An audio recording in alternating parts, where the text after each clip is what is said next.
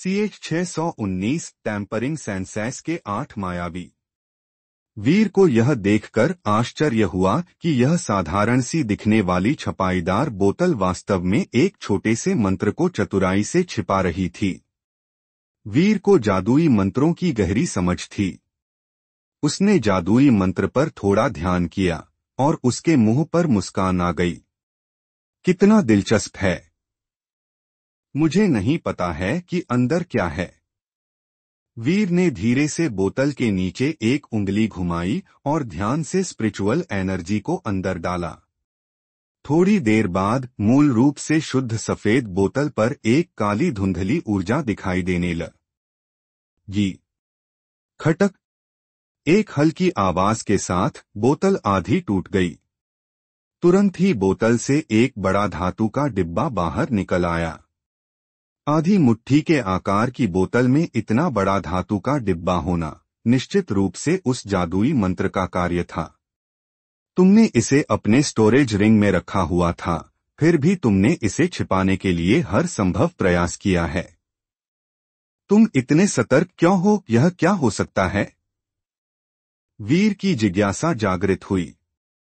यह जो भी था वह पिनाक के लिए अत्यंत महत्वपूर्ण होना चाहिए। धातु का डिब्बा पूरी तरह से हल्के नीले भूरे रंग का था। जैसे ही वीर ने इसे अपने हाथों में लिया, उसने धातु की ठंडी बनावट को महसूस किया। इतना छोटा डिब्बा वास्तव में 45 या 46 किलो से कम नहीं था। उसने डिब्बे का ताला घुमाया, ढक्कन खोला और अंदर पीले रेशम का एक महीन टुकड़ा देखा। जैसे ही उसने धीरे धीरे पीले रेशम के कपड़े को खोला, उसने आखिरकार देखा कि अंदर क्या था। यह एक सामान्य कबूतर के अंडे के आकार का एक बीड था। यह पूरी तरह काला था और सतह पर कुछ धुंधले पैटर्न थे। यह काले कांच जैसा लग रहा था जो अशुद्धियों से भरा हुआ था। वीर ने इस बीड को अपने हाथ में लिया और अपनी उंगलियों से ठंडी सतह को छुआ। सतह से एक ठंडा एहसास उसकी ऊर्जा नसों तक फैल गया। ऐसा लगा मानो उसकी ऊर्जा नसें काले बीड से जुड़ी हुई हैं। यह क्या है? वीर को महसूस हो रहा था कि इस बीड में कुछ असाधारण है। ऐसा लग रहा था कि इसमें कोई शुद्ध और अथाह शक्ति है। पिनाक ने बीड को कितना महत्व दिया, यह देखकर वीर अनुमान लगा सकता था कि यह कितना महत्वपूर्ण था। यह एक अनमोल ट्रेजर होना चाहिए। लेकिन मुझे नहीं पता कि इसका उपयोग कैसे किया जाता है। वीर ने पिनाक की स्टोर एज रिंग में जेड स्लिपों को खोजा और इस बीड से संबंधित कुछ भी नहीं पाया। चूंकि इस बीड को देखने से कोई और जानकारी नहीं मिलती, इसलिए वीर ने इसे दूर रख दिया। हर्षित के साथ अपनी बातचीत के माध्यम से वीर को समझ में आया कि स्काई फॉल एरिना की तीसरी मंजिल प्रतिद्वंद्वी फाइटिंग मास्टरों के लिए अंतिम मंजिल थी। हालांकि उसे अपनी क्षमता पर भरोसा था, लेकिन उसने जल्दबाजी में काम करने की हिम्मत नहीं की। पिनाक के साथ अपनी लड़ाई में वीर ने प्राचीन फीनिक्स के खून के अलावा अपने प्रदर्शन की सूची में हर स्किल का इस्तेमाल किया था। लेकिन पिनाक की ताकत केवल स्काईफॉल एरिना की तीसरी मंजिल के मध्य रैंक में ही व्यवस्थित की जा सकती थी। इसका मतलब यह था कि तीसरी मंजिल पर बहुत सारे लोग थे जिनका मुकाबला वीर नहीं कर सकता था। इस स्थिति में वीर तीसरी मंजिल के शक्तिशाली लोगों को बिना किसी परवाह के भड़का नहीं सकता था। अभी वीर केवल 18 वर्ष का था। उसके पास विकसित होने के लिए बहुत समय था, इसलिए वह बहुत जल्दी में नहीं था। वह लंबे समय तक बंद कमरे में रहने के लिए तैयार था। यह कुछ महीने या 1 साल भी हो सकता था। वीर अभी अभी मिडिल क्लास परमवीर स्टेज पर पहुंचा था। अगर वह हाई क्लास परमवीर चरण में कदम रखना चाहता तो यह मुश्किल होता। इतना ही नहीं, बल्कि अगर वह हाई परमवीर चरण तक पहुंच भी जाता तो भी उसकी ताकत उतनी नहीं बढ़ती। हालांकि वीर के पास एक और योजना थी। वह थी कल्टीवेशन फिजिकल ट्रेनिंग प्रणाली पर आगे बढ़ना। 100% टेम्परिंग मैरो तक पहुंचने के बाद वीर के पास pure divine power master physical training cultivation method में आगे बढ़ने का समय नहीं था। लेकिन अब उसने अपने दिल को शांत करने और टेम्परिंग द सेंसेस के 8 मायावी चरणों को पूर्ण करने के प्रयास में pure divine power master cultivation method का अभ्यास करने की योजना बनाई। टेम्परिंग मैरो स्टेज के शुद्धिकरण के बाद टेम्परिंग सेंसेस के 8 मायावी चरण थे और इन 8 मायावी चरणों के बाद सुप्रीम पावर के 9 सितारे थे।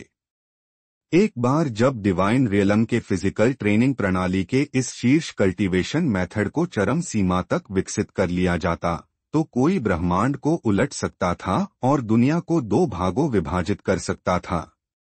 बेशक फिजिकल ट्रेनिंग पर प्रणाली की कल्टीवेशन के लिए जो कीमत चुकानी पड़ती थी वह बहुत ही भयानक थी। यही कारण था कि डिवाइन रियलम के भीतर कई फाइटिंग मास्टरों ने कल्टीवेशन के लिए केवल एनर्जी गैदरिंग प्रणाली को चुना था। होली डीमन कॉन्टिनेंट के लिए प्राचीन काल के प्रतिभाशाली लोगों ने भी फिजिकल ट्रेनिंग प्रणाली को कमजोर और बेकार माना। इसके लिए भारी मात्रा में सामग्री के निवेश की आवश्यकता थी और फिर भी लाभ बहुत कम था।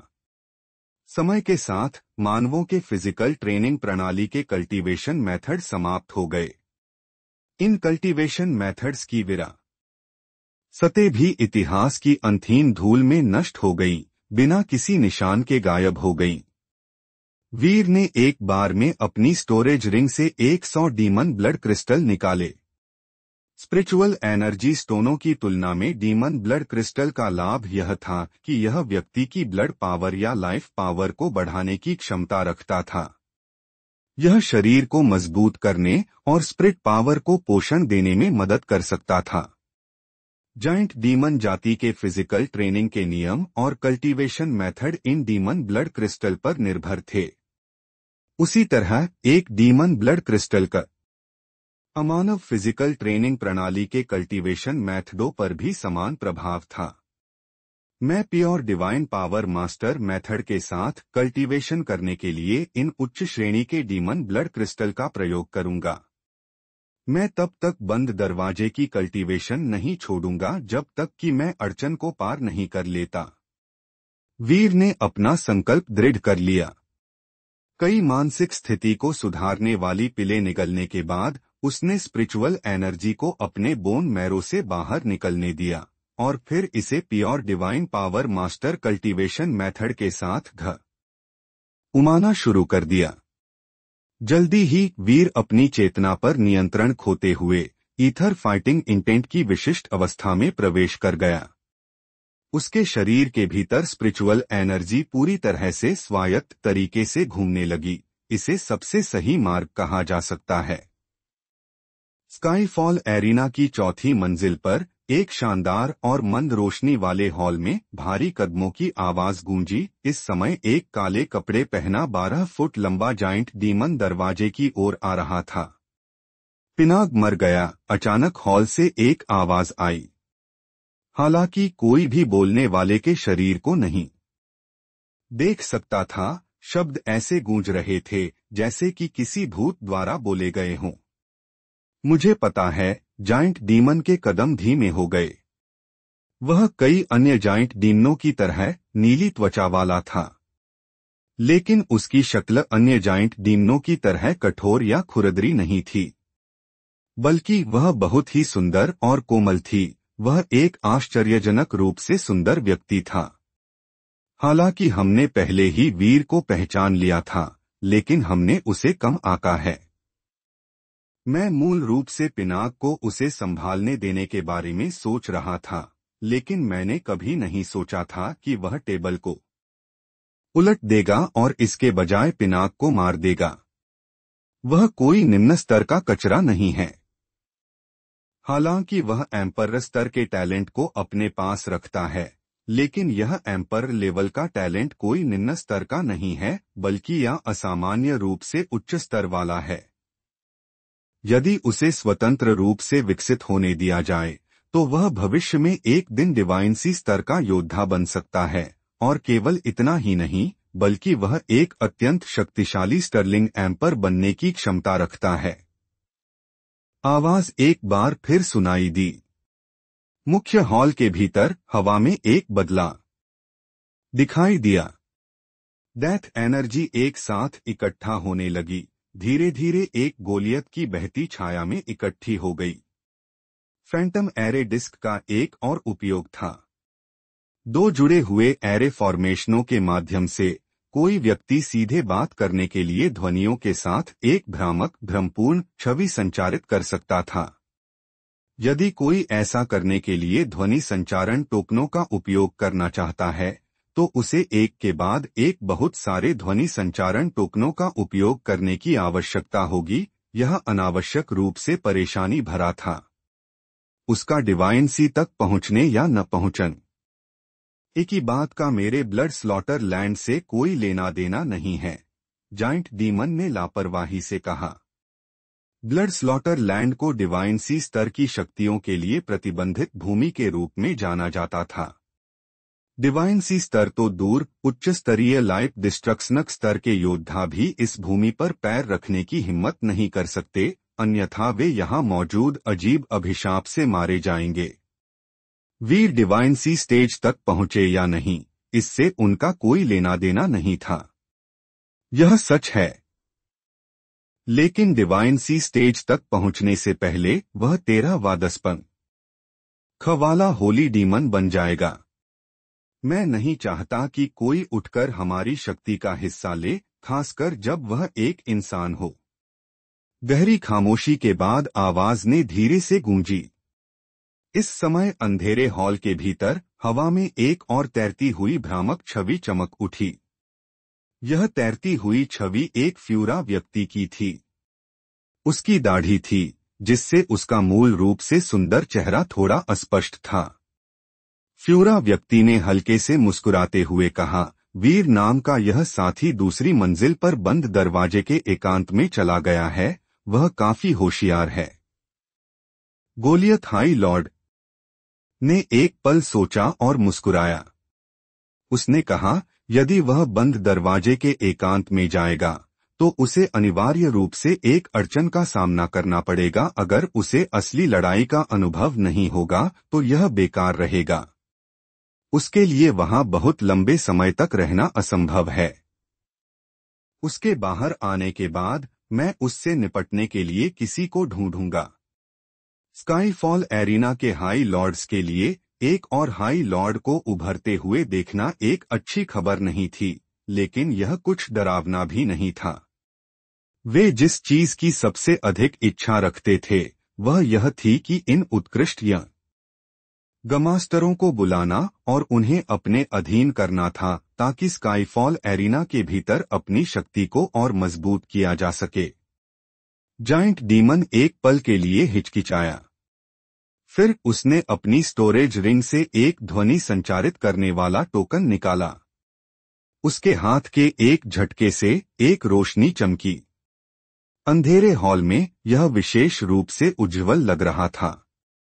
स्काईफॉल एरिना की तीसरी मंजिल पर एक पूरी तरह से संलग्न धातु के कक्ष के भीतर एक मजबूत दिखने वाला काले कपड़े पहने युवक मुक्केबाजी कर रहा था। उसका हर मुक्का तेज था और एक वज्रपात जैसी आवाज कर रहा था, जिसे अंतहीन रूप से दोहराया जा रहा था। जब वह मजबूत युवक अभ्यास कर रहा था तो एक काले कपड़े वाली महिला अचानक कक्ष में घुस गई और बोली, बॉस चलो वीर से निपटते हैं। मजबूत युवक ने अपनी मुक्केबाजी को धीमा कर दिया। वीर वही वीर जिसने पिनाक को मारा? हाँ? मजबूत युवक ने कुछ नहीं कहा। उसने फिर से मुक्का मारना जारी रखा। धातु की दीवार पर उसके द्वारा किया गया हर मुक्का कमरे में जोर से गूंज रहा था। मजबूत युवक के मुक्कों से विशेष रूप से निर्मित गहरा सुनहरा कमरा पर पूरी तरह से धंस गया था। तुम क्या सोचते हो? काले कपड़े वाली महिला ने पूछा। मजबूत युवक रुक गया। उसने अपने हाथ रगड़े और कहा, पिनाग ने अपने प्रतिद्वंद्वी को कम आंका। लेकिन यह सिर्फ चीजों की प्रकृति है। कोई भी जो खुद को दूसरी मंजिल का राजा कहता है, अगर वे जिससे लड़े वह कोई बच्चा हो तो अपने प्रतिद्वंद्वी को कम आंकेगा। मैंने पहले ही वीर और पिनाक की लड़ाई की एक भ्रमपूर्ण छवि देखी है। मेरा अनुमान है कि उस समय वीर ने जो ताकत दिखाई थी वह पहले से ही अपनी सीमा के करीब पहुंच चुकी होगी। तीसरी मंजिल पर यह ताकत ठीक ठाक है। वीर की वर्तमान उम्र के साथ वह ताकत उसे असामान्य रूप से मॉन्स्टर टैलेंट वाले व्यक्ति की ताकत होने योग्य हो सकती है। लेकिन हम उच्च रैंकिंग वाले होली डीमन 7 स्टारों की तुलना में वह कुछ भी नहीं है। मजबूत युवक ने अचानक लात मारी। जोरदार धमाके की आवाज के साथ पूरी गहरी सोने की दीवार पूरी तरह से बदल भाई, यहां तक कि नीचे का हिस्सा भी बल से ऊपर उठ गया। ऐसा लग रहा था जैसे उसके नीचे कोई दरवाजा खुल रहा हो। काले कपड़े वाली महिला ने यह दृश्य देखा और अपना सिर हिलाया। उसे दीवार की मरम्मत के लिए फिर से एक धातु रिफाइनर को ढूंढना होगा। वीर वर्तमान में दूसरी मंजिल पर कल्टीवेशन कर रहा है।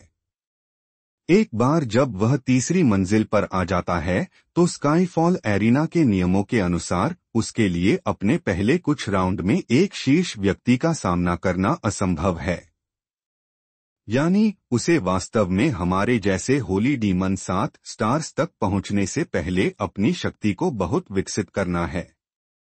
तो हाँ, आपको शुभकामनाएं। मजबूत युवक ने अपनी नाक रगड़ी। उसकी आंखों में लड़ाई की भावना भरी हुई थी। वह जोर से हंसा और बोला, मुझे केवल यही डर है कि वह सही से विकसित नहीं हो पाएगा और यह सिर्फ उबाऊ होगा। अपने अभ्यास कक्ष में वीर स्वाभाविक रूप से अपने आसपास हो रही इन सभी घटनाओं के बारे में नहीं जानता था। ईथर फाइटिंग इंटेंट स्टेट के सहारे वह पूरी तरह से एक प्रेरित अवस्था में प्रवेश कर चुका था, बिना चेतना के एक भी अंश के। उसके शरीर में स्पिरिचुअल एनर्जी पूरी तरह से अपनी सहज प्रवृत्ति पर चल रही थी। इस स्थिति में वीर की कल्टीवेशन की गति बेहद भयानक। समय का एहसास किए बिना यह अभ्यास चलता रहा। गए पलक झपकते ही बंद दरवाजे के एकांत के 3 महीने बीत। इस पूरी अवधि के दौरान वह केवल एक बार बाहर गया और वह था पिनाक की उन वस्तुओं को बेचने के लिए रखना जिनकी उसे जरूरत नहीं थी और साथ ही फ्यूरा विक्रेता से भारी मात्रा में उच्च श्रेणी के डीमन ब्लड क्रिस्टल वापस पाना। 5% सेवा शुल्क के साथ भी वीर पहले ही मोटे फ्यूरा विक्रेता से 1000 से अधिक उच्च श्रेणी के डीमन ब्लड क्रिस्टल वापस पा चुका था। Pure divine power master method की मदद से अभ्यास करने के लिए आवश्यक संसाधन बहुत अधिक थे। भले ही वीर ने उच्च श्रेणी के डीमन ब्लड क्रिस्टल का इस्तेमाल किया हो, लेकिन उसके हाथों में रखने के कुछ ही समय बाद वह अपनी चमक खो देते और टूटकर पूरी तरह से बेकार पत्थर में बदल जाते। CH-620 यह बर्फ में बदल गया है। भले ही वीर ने उच्च श्रेणी के डीमन ब्लड क्रिस्टल का इस्तेमाल किया हो, लेकिन उसके हाथों में रखने के कुछ ही समय बाद वह अपनी चमक खो देते और टूटकर पूरी तरह से बेकार पत्थर में बदल जाते। वीर अक्सर कई उच्च श्रेणी के डीमन ब्लड क्रिस्टलों का एक साथ इस्तेमाल करता था। इससे उसके उच्च श्रेणी के डीमन ब्लड क्रिस्टल का उपयोग दर और भी अधिक हो गई। 3 महीनों में वीर ने 1200 उच्च श्रेणी के डीमन ब्लड क्रिस्टलों का इस्तेमाल किया। ये सैकड़ों हजार मध्यम श्रेणी के डीमन ब्लड क्रिस्टलों के बराबर थे। इस प्रक्रिया में मोटे फ्यूरा विक्रेता को एक महान योगदान देने वाला कहा जा सकता था। उसने शुरू से ही उच्च श्रेणी के डीमन ब्लड क्रिस्टल की एक बड़ी संख्या का आदान प्रदान किया था। लेकिन बाद में जैसे जैसे वीर ने अधिक से अधिक व्यापार किया, उच्च श्रेणी के डीमन ब्लड क्रिस्टल की मात्रा कम होती गई, यहां तक कि कीमत भी बढ़ती गई। उन्हें बदलना बहुत मुश्किल हो गया। मोटे फ्यूरा विक्रेता के बिना इन सभी क्रिस्टलों का आदान प्रदान करना वीर के लिए बहुत बड़ा सिरदर्द होता। 3 महीने के एकांतवास में वीर ने पिनाक की स्टोरेज रिंग में 1 लाख से अधिक मध्यम श्रेणी के डीमन ब्लड क्रिस्टल फ्यूरा विक्रेता को दे दिए थे। यह 1000 से अधिक उच्च श्रेणी के डीमन ब्लड क्रिस्टल के बराबर था। वीर को भी इसे संभालना थोड़ा मुश्किल लगा। लेकिन जिस बात ने वीर को आश्चर्यचकित किया वह मोटे फ्यूरा विक्रेता की क्षमता थी। जैसे जैसे दूसरी मंजिल पर उच्च श्रेणी के डीमन ब्लड क्रिस्टल कम होते गए, उसने उच्च श्रेणी के डीमन ब्लड क्रिस्टल के बदले में तीसरी मंजिल पर दूसरों से संपर्क करने का प्रयास किया। तीसरी मंजिल पर बहुत सारे उच्च श्रेणी के डीमन ब्लड क्रिस्टल थे। वहां फाइटिंग मास्टर्स ज्यादातर उच्च श्रेणी के डीमन ब्लड क्रिस्टल का इस्तेमाल करते थे। मध्यम श्रेणी के डीमन ब्लड क्रिस्टल का इस्तेमाल लगभग सिर्फ रोजमर्रा के खर्चों के लिए किया जाता था। इस वजह से तीसरी मंजिल पर उच्च श्रेणी के डीमन ब्लड क्रिस्टल ज्यादा महंगे हो गए। वहां बदलने का अनुपात 125 मध्यम श्रेणी के क्रिस्टलों के बदले में एक उच्च श्रेणी का क्रिस्टल में था। वीर को इसकी ज्यादा परवाह नहीं थी। यदि वह उच्च श्रेणी के क्रिस्टलों के लिए व्यापार कर सकता तो हर स्थिति में यह ठीक था। इस तरह 2 महीने और बीत गए। वीर पूरे 5 महीने तक बंद कमरे में एकांतवास में रहा। इन 5 महीनों के दौरान वीर ने पूरी तरह से लागत की परवाह किए बिना उच्च श्रेणी के डीमन ब्लड क्रिस्टल का सेवन किया। इसके अलावा उसके पास उच्च श्रेणी का अभ्यास कक्ष भी था, जिसमें समृद्ध डेथ एनर्जी के साथ साथ ईथर फाइटिंग इंटेंट का समर्थन भी था। वीर की अभ्यास गति को आसमानी कहा जा सकता है। फिजिकल ट्रेनिंग के पहलू में वीर के टैलेंट को शुरू में बहुत बुरा नहीं माना जाता था। एक सच्चे ड्रैगन के खून की एक बूंद के साथ जुड़ने के बाद उसका शरीर बहुत बेहतर हो गया। बार बार की गई तपन के कारण उसकी फाउंडेशन भी बहुत मजबूत थी। इस दिन जब वीर अपने पत्थर के चबूतरे पर ध्यान कर रहा था, उसने अपनी आंखें खोली। 5 महीने अलौकिक फाइटिंग इंटेंट से मैंने 5 महीने तक कल्टीवेशन की। यह सब 8 मायावी चरणों को खोलने की नींव रखने के लिए था, लेकिन फिर भी मैं अभी भी शुरुआती बिंदु से बहुत दूर हूं। इसके अलावा मेरी कल्टीवेशन एक अड़चन पर पहुंच गई है। पिछले महीने में वीर की हाल की कल्टीवेशन बहुत धीमी हो गई थी। संभवतः वह अड़चन तक पहुंचने से बहुत दूर नहीं था। टेम्परिंग मैरो से टेम्परिंग सेंसेस के 8 मायावी चरणों तक एक बहुत लंबा रास्ता था। पूर्णता की स्थिति तक पहुंचने के लिए किसी को प्योर डिवाइन पावर मास्टर के पहले भाग की कल्टीवेशन करनी थी। इसे रातों रात पूरा करना असंभव था, और अगर सब कुछ तैयार भी था तो भी उसे 8 मायावी चरणों को पूर्ण करने के लिए उच्च गुणवत्ता वाली सामग्री और पिलों की आवश्यकता थी। कठिनाई का स्तर टेम्परिंग मैरो से कहीं अधिक था। स्काई पावर कॉन्टिनेंट में इस तरह के होली ट्रेजरों की तलाश करने के लिए किसी को एक बड़े भाग्यशाली अवसर की आवश्यकता थी। इस प्रकार फिजिकल ट्रेनिंग की जिस राह पर वीर चला, उसे अनथीन बाधाओं से भरा कहा जा सकता है। वीर बहुत देर तक हिचकिचाया। फिर उसने एक मंत्र फुसफुसाया और उसके स्पिरिचुअल कोर से एक मुट्ठी के आकार का सुनहरा गोला निकला। यह सुनहरा गोला हवा में कई बार घूमा और एक पल बाद यह एक छोटे सुनहरे फर्नेस में बदल गया। यह हेवन मेल्टिंग फर्नेस था। ओपन। वीर ने अपना दाहिना हाथ घुमाया और ढक्कन उड़ गया। हेवन मेल्टिंग फर्नेस से एक नीले रंग की पिल उड़कर उसके हाथ में आ गई। शुरू में जब ग्रेट बुद्धा टेम्पल के विस्मांत ने Brighton Buddha palm seal technique का प्रयोग करके हेवन मेल्टिंग फर्नेस को जबरदस्ती खोलने की कोशिश की थी, तो लाल और नीली रोशनी दिखाई दी थी। लाल रोशनी प्राचीन जाइंट डीमन जाति के खून का एक गोला थी। इसे मैजिकल पिरामिड ने पहले ही निगल लिया था और उस नीली रोशनी के लिए यह अब वीर के हाथ में नामहीन डिवाइन पिल थी। यह नामहीन डिवाइन पिल एक सामान्य मोती के आकार की थी और वह पूरी तरह कोल्ड एनर्जी की एक परत से ढकी हुई थी।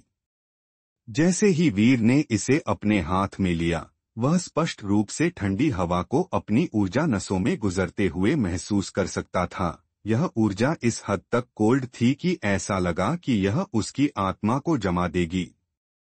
यह प्राचीन कोल्ड एनर्जी दसियों हजार वर्षों से विकसित होती हुई प्रतीत हो रही थी। यह लगभग पूरी तरह से निर्वाणा ड्रैगन रूट के समान थी। वीर को यकीन था कि यह नामहीन डिवाइन पिल निर्वाणा ड्रैगन रूट से रिफाइन की गई थी। एक निर्वाणा ड्रैगन रूट ही उसे 100% टेम्परिंग मैरो की स्थिति को प्राप्त करने में मदद कर सकती थी। फिर निर्वाणा ड्रैगन रूट से रिफाइन की गई पिल का क्या प्रभाव होगा? वीर ने इस पिल को ध्यान से चारों ओर से जांचा, लेकिन उसने अभी भी इसे निगलने की हिम्मत नहीं की। वह अपने भीतर अत्यधिक कठोर हड्डियों को ठंडा करने वाली ऊर्जा को महसूस कर सकता था, जिससे उसे आशंका महसूस हो रही थी। आमतौर पर एक पिल इसे बनाने के लिए इस्तेमाल की गई सामग्री की तुलना में बहुत अधिक कीमती होती थी। अगर कोई लापरवाही से इसे निगल लेता है तो संभव है कि उसका पूरा शरीर फट जाए। दुर्भाग्य से उस बूढ़े 3 सिर वाले वुल्फ को स्पेस स्ट्रोम में अपनी बहुत अधिक स्प्रिट पावर खर्च करनी पड़ी थी और वह गहरी नींद में सो गया। अन्यथा अगर वह यहाँ होता तो वह मुझे कुछ सलाह दे पाता। वीर ने थोड़ा भौहें सिकोड़ी। अब जब उसे अपनी कल्टीवेशन में एक अड़चन का सामना करना पड़ा तो उसे बाहर जाना होगा और तीसरी मंजिल का अनुभव करना होगा। लेकिन हालांकि वीर आश्वस्त था, लेकिन वह इस हद तक आश्वस्त नहीं था कि वह सभी यंग मास्टरों को नीचा देखे। अपनी ताकत के साथ अगर वह जल्दबाजी में तीसरी मंजिल पर चला गया तो उसे वहां कुछ खतरों का सामना करना पड़ सकता है। वीर ने हिचकिचाहट की और फिर खुद से कहा, जब मैंने निर्वाणा ड्रैगन रूट को अवशोषित किया तो मैंने इसे साफ झरने के पानी से रिफाइन करने की मेथड का उपयोग किया। मैंने पानी को औषधीय प्रभाव के साथ मिलाया और फिर खुद को पानी में डुबोया, जिससे मेरे शरीर में पूरी एनर्जी अवशोषित हो गई। उस बूढ़े वुल्फ डेमोनशाइन ने कहा कि इस मेथड का उपयोग करना निर्वाणा ड्रैगन रूट को सीधे निगलने से कहीं बेहतर था। इस नामहीन डिवाइन पिल को निर्वाणा ड्रैगन रूट से रिफाइन किया गया था, इसलिए इसे लेने के लिए उसी मेथड का उपयोग करना गलत नहीं होना चाहिए। रिफाइनिंग मेथड के रूप में पानी का उपयोग करने का लाभ यह था कि यह समृद्ध और शक्तिशाली दवा की एक जगह पर केंद्रित प्रभावकारिता और ऊर्जा को फैला सकता था। इससे औषधीय प्रभावकारिता बहुत अधिक मध्यम और अवशोषित करने में आसान हो जाएगी। वीर ने अपना निर्णय ले लिया था, इसलिए उसे अब कोई हिचकिचाहट नहीं थी। इसे अलग तरीके से देखते हुए, भले ही यह तरीका गलत था और उसने नीली पिल की औषधीय प्रभावकारिता की एक बड़ी मात्रा को बर्बाद कर दिया, फिर भी उसे बहुत बुरा नहीं लगेगा। उसका भविष्य का रास्ता अभी भी अंतहीन रूप से लंबा था। उसके लिए हमेशा और अधिक अवसर प्रतीक्षा कर रहे थे। इस समय वह अपनी कल्टीवेशन में एक अड़चन पर पहुंच गया था और चारों ओर खतरों से घिरा हुआ था। यह इस नीले रंग की पिल का उपयोग करने का सबसे अच्छा समय था। अगर वह इसे बर्बाद होने के डर से अभी इस्तेमाल नहीं करता तो वह केवल समय बर्बाद कर रहा होगा। वीर के लिए समय सबसे कीमती संसाधन था। अन्य सभी संसाधन फिर से मिल सकते थे, केवल समय वापस नहीं पाया जा सकता था। वीर ने अपने स्टोरेज रिंग से छोड़ा झरने का पानी निकाला। यह सोलर ओरिजन के झरने का पानी डिवाइन फिनिक्स मिस्टिक रीजन के जनरल लेवल के फिनिक्स हॉल परीक्षण से लिया गया था। झरने के पानी में स्वयं एक बहुत समृद्ध और बहुत शुद्ध मूल क्यू एनर्जी थी जिसमें किसी भी तरह के विषाक्त पदार्थ या अशुद्धियां नहीं थीं। यह बेहद कीमती था। जब वीर डिवाइन फिनिक्स मिस्टिक रीजन में था तो वह इस तरह का पानी रोजाना पीता था। वहां से लौटते समय वह बहुत सारा पानी अपने साथ ले आया था। लगातार इस पानी का सेवन करने के कई सालों बाद उसके पास सिर्फ 2 बड़े टबों के बराबर पानी बचा था। वह जिस रिफाइनिंग उपकरण का इस्तेमाल कर सकता था वह स्वाभाविक रूप से हेवन मेल्टिंग फर्नेस था। वीर ने हेवन मेल्टिंग फर्नेस की पहली परत खोली। उसके हाथ की एक लहर से तब से एक चमकते इंद्रधनुष की तरह सोलर ओरिजन के झरने के पानी की एक धारा निकली जो हेवन मेल्टिंग फर्नेस में गिर रही थी। वीर ने अपनी उंगली हिलाई और नामहीन डिवाइन पिल एक नीली रोशनी में बदल गई जो पानी की धारा के साथ हेवन मेल्टिंग फर्नेस में चली गई। वीर हेवन मेल्टिंग फर्नेस के किनारे पर खड़ा था, ऊपर से देख रहा था। जैसे ही नामहीन डिवाइन पिल सोलर ओरिजन के झरने के पानी में गिरी, पानी अचानक तेज गति से जमने लगा। कुछ ही पलक झपकते ही यह बर्फ की एक बड़ी चट्टान में बदल गया। यह बर्फ में बदल गया है। वीर दंग रह गया। यह अजीब था। क्या उसे अब इसे गर्म करने के लिए फॉलन स्टार फ्लेम का उपयोग करना होगा? रिफाइनिंग प्रक्रिया में एक शुद्धिकरण करने के लिए पानी के साथ साथ फायर आग का उपयोग करना सामान्य था। उदाहरण के लिए कोई दवा को उबालने के लिए पानी के साथ फ्लैम का उपयोग करेगा। यह सिर्फ इतना था कि इस नामहीन डिवाइन पिल में स्पष्ट रूप से भयानक कोल्ड एनर्जी थी। क्या इसे आग से गर्म करना उचित होगा? वीर हिचकिचाया। लेकिन इस समय हेवन मेल्टिंग फर्नेस के भीतर बर्फ की वह टब जितनी बड़ी सिला पिघलनी शुरू हो गई। वह नामहीन डिवाइन पिल सोलर ओरिजन के पानी के भीतर हल्के नीले रंग की छटा फैलाती हुई प्रतीत हुई। जहां भी यह हल्का नीला रंग जाता वहां बर्फ से ढका सोलर ओरिजन का पानी तेजी से पिघलने लगता। हालांकि बर्फ पिघलने के बाद कोल्ड एनर्जी कम नहीं हुई, बल्कि यह और भी भयानक हो गई। वीर को हेवन मेल्टिंग फर्नेस के अंदर ठंडे झरने के पानी पर नजर डालने की जरूरत थी ताकि उसे लगे कि उसका पूरा शरीर जम रहा है। बर्फ पिघल रही है क्योंकि वह हल्का नीला रंग पानी में फैल रहा है, जिससे यह और भी ठंडा हो रहा है। अगर यह जारी रहा तो वीर का दिमाग अचानक से हिल गया। उसने नामहीन डिवाइन पिल को लेने के लिए अपना हाथ बढ़ाया, अपनी स्पिरिट पावर का उपयोग करके इसकी स्थिति को जनाने की कोशिश की। लेकिन थोड़े समय में ही जैसी ही उसकी स्पिरिट पावर पिल के संपर्क में आई, उसे ऐसा लगा मानो उसकी स्पिरिट पावर जम रही है। नामहीन डिवाइन पिल को देखते हुए इसका आकार पहले से ही कम हो गया था। वीर ने सोलर ओरिजन के पानी की औषधीय प्रभावकारिता को अब और बढ़ाने की हिम्मत नहीं की। अगर ऐसा होता तो उसे यकीन नहीं था कि वह इसका सामना कर पाएगा। यह जानना जरूरी था कि एक सामान्य पिल कई प्रकार की मुख्य औषधीय सामग्री का उपयोग करके बनाई जाती है। निर्वाणा ड्रैगन रूट इस पिल को बनाने में इस्तेमाल की जाने वाली एकमात्र सामग्री नहीं थी, और कुछ अन्य तत्व भी थे जिनके बारे में वीर बहुत ज्यादा स्पष्ट नहीं था। कौन जानता था कि इस नामहीन डिवाइन पिल की औषधीय प्रभावकारिता कितनी डरावनी हो सकती है। वीर ने अपनी उंगली हिलाई, नामहीन डिवाइन पिल के चारों ओर बिजली का एक तरंग को लपेटा, जल्दी से इसे एक थंडर एनर्जी की तरंगों से बने कोकून से घेर लिया। जैसे ही उसकी उंगलियां आपस में जुड़ी, उसने नामहीन डिवाइन पिल की औषधीय प्रभावकारिता को बाहर निकलने से रोकने के लिए सील भी लगा दी। फिर उसने अपनी स्टोरेज रिंग से एक जेड बॉक्स निकाला और ध्यान से नामहीन डिवाइन पिल को उसके अंदर रख दिया। ठंडे नीले झरने के पानी को देखकर वीर स्पष्ट रूप से उसमें से एक जानलेवा कोल्ड एनर्जी को महसूस कर सकता था। उसके शरीर की सभी मांसपेशियां अनजाने में कांपने लगीं।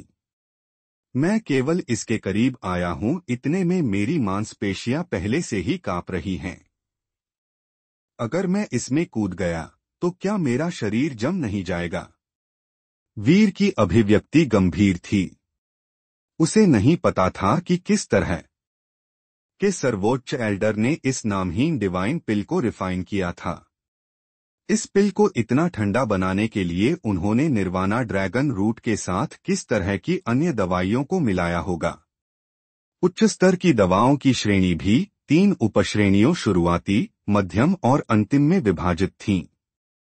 निर्वाणा ड्रैगन रूट अपेक्षाकृत मध्यम कहा जा सकता था, लेकिन यह नामहीन डिवाइन पिल असाधारण रूप से अंतिम स्तर पर थी। वीर ने अपने दांत पीस लिए और हेवन मेल्टिंग फर्नेस में कूद गया। हेवन मेल्टिंग फर्नेस में ही अन्य आयामी स्थान थे। हालांकि पहली परत बाहर से बहुत छोटी लग रही थी, लेकिन यह वीर को अपने अंदर समाहित करने के लिए पर्याप्त बड़ी थी। इस ठंडे नीले पानी के पास पहुंचने के बाद वीर को लगा कि उसके शरीर पर सारे बाल खड़े हो गए हैं। उसने अपनी आंखें बंद कर लीं और खुद को इस बेहतरीन स्थिति में ढाल लिया। फिर अपनी सुरक्षात्मक स्पिरिचुअल एनर्जी को सीमा तक प्रसारित करने के बाद वह ठंडे पानी में कूद गया। स्पिरिचुअल एनर्जी से अपने शरीर की रक्षा करने के साथ वीर को हड्डियों को जमाने वाली ठंड महसूस हुई जिसे रोका नहीं जा सकता था। हालांकि उसके आसपास इस सुरक्षात्मक स्पिरिचुअल एनर्जी का होना उसके आसपास की दवा से खुद को पूरी तरह से अलग करने के समान था। अगर वह वास्तव में औषधीय प्रभाव को अवशोषित करना चाहता था, तो उसे अपनी शारीरिक स्पिरिचुअल एनर्जी की सीड को हटाना होगा और दवा को अपनी त्वचा के महीन छिद्रों से अंदर जाने देना होगा।